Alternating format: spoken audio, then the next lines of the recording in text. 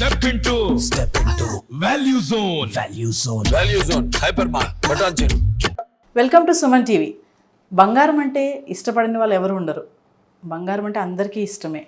మరి కొద్దో గొప్ప డబ్బులు ఉంటే బంగారం 1 గ్రామైనా గోల్డ్ కొనుక్కోవాలని అనుకుంటారు.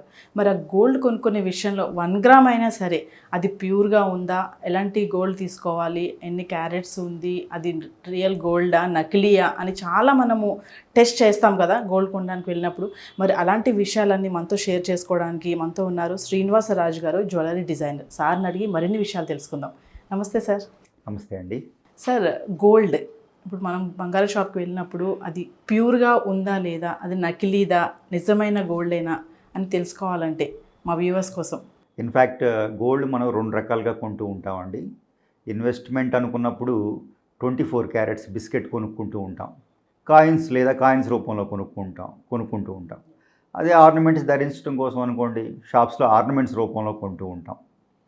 అంటే అది నకిలీదా, దానికి ఎలా గుర్తుపట్టాలి అని చెప్పాల్సి వస్తే, ఇప్పుడు సపోజ్ మీకు ఆర్నమెంట్స్ అనుకోండి, ఆర్నమెంట్స్ మనం హాల్మార్క్ వచ్చింది, 916 జ్యువెలరీ హాల్మార్క్ వచ్చింది. అంటే BIS, bureau of Indian standards వాళ్ళ, అంటే బ్యూరో ఆఫ్ ఇండియన్ స్టాండర్డ్స్ అనే కేంద్ర ప్రభుత్వ సంస్థ వాళ్ళు క్లియర్గా వాళ్ళ ఆథరైజ్డ్ సెంటర్స్ ఉన్నాయండి.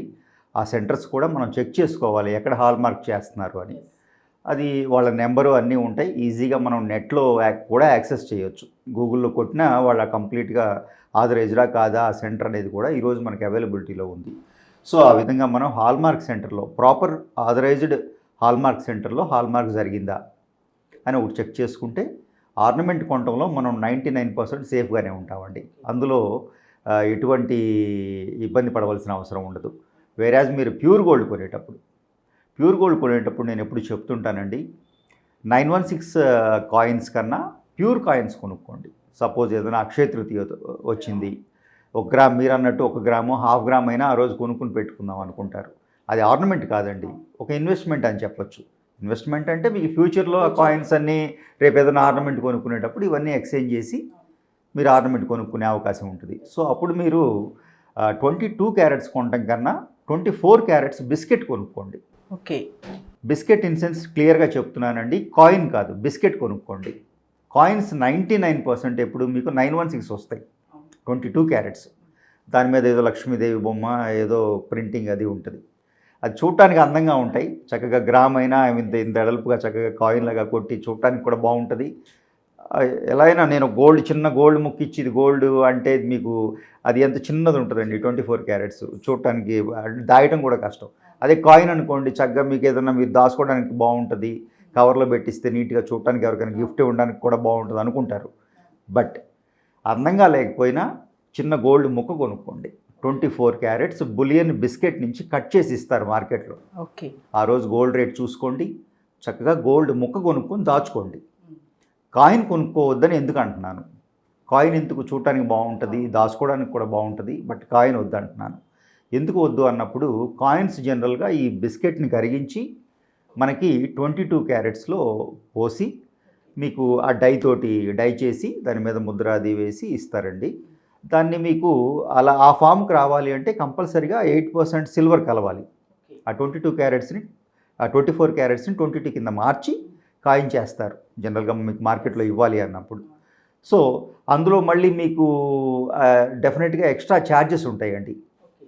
ఈ బిస్కెట్ ఫామ్ని కరిగించి మళ్ళీ దాన్ని డై కింద మార్చి ఆ లక్ష్మీదేవి బొమ్మ ఏదైనా కానీ ప్రింట్ చేసి ఆ కాయిన్ కింద మీకు ఆ ట్యాంపర్ ప్రూఫ్ అది చేసినందుకు మళ్ళీ మీకు గ్రామ్కి 100 రూపీస్ వరకు ఛార్జెస్ పడతాయి.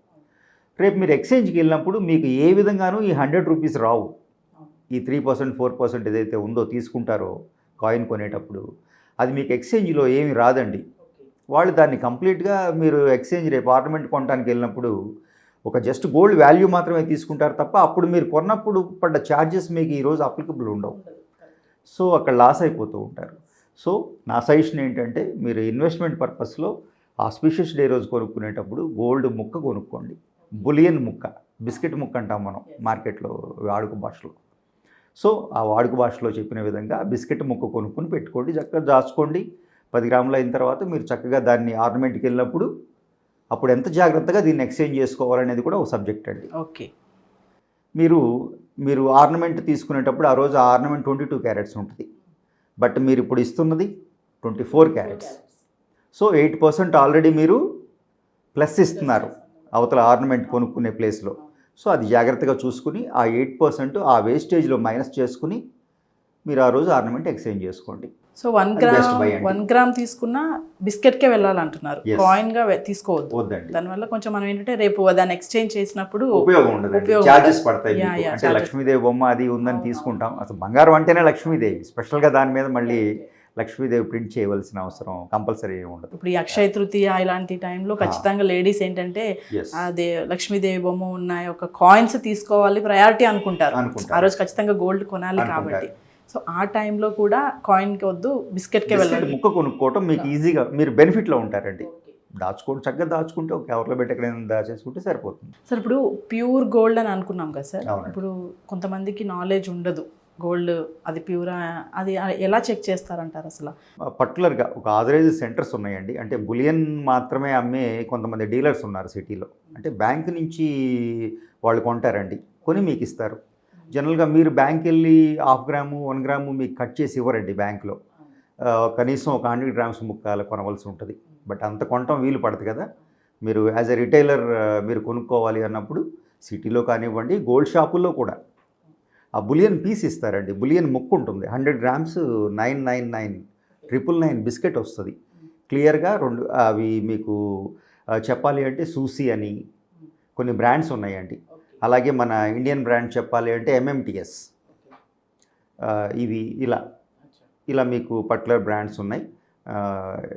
ఈ బ్రాండ్స్ నుంచి మీరు ఆ బిస్కెట్ గుర్తుపట్టవచ్చు ఈజీగా, అందులో నుంచి మీరు ముక్క కట్ చేసుకుని తీసుకోవచ్చు. సార్ ఫైనల్గా మా వ్యూవర్స్కి ఏం చెప్తారు? గోల్డ్ షాప్కి వెళ్ళినప్పుడు గోల్డ్ తీసుకునే విషయంలో ఎలాంటి టిప్స్ పాటించాలంటారు?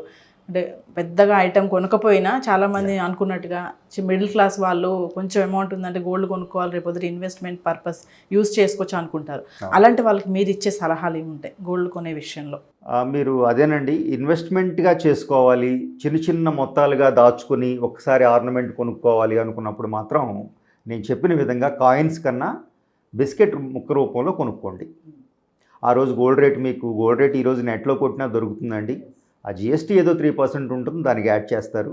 అలా మీరు చక్కగా బిస్కెట్ ముక్కలు కొనుక్కోండి, బులియన్ ముక్కలు కొనుక్కోండి. ఆ ముక్కలు దాచుకుని ఒక 10 గ్రాములు 20 గ్రాములు అయిన తర్వాత మీరు ఒక్కసారి ఎక్స్చేంజ్కి వెళ్ళొచ్చు. ఆ ఎక్స్చేంజ్ ప్రాసెస్ కూడా నేను క్లియర్గా చెప్పాను. ఆ విధంగా మీరు చూసుకుని కొనుక్కోవచ్చు. Thank you sir. Thank you అండి, థ్యాంక్ యూ సో మచ్.